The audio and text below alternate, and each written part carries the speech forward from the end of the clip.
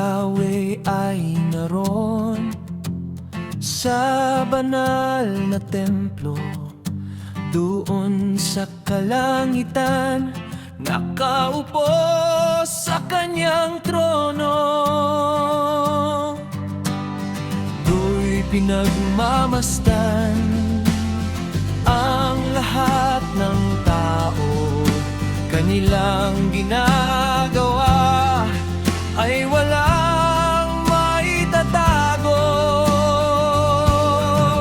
Ang mabuti at masama ay kaniyang sinusuri, sa taong suwail siya'y lubos na namumuhi.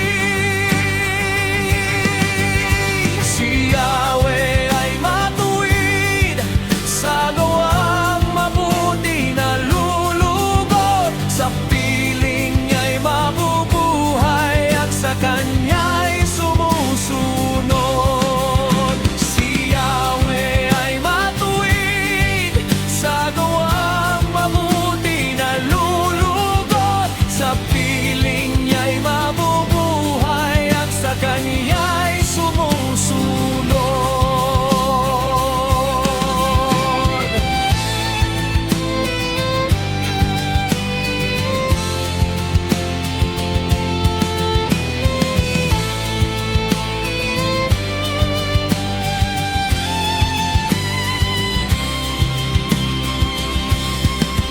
Ang mabuti at masama ay kaniyang sinusuri, sa taong suwail siya'y lubos na namumuhi.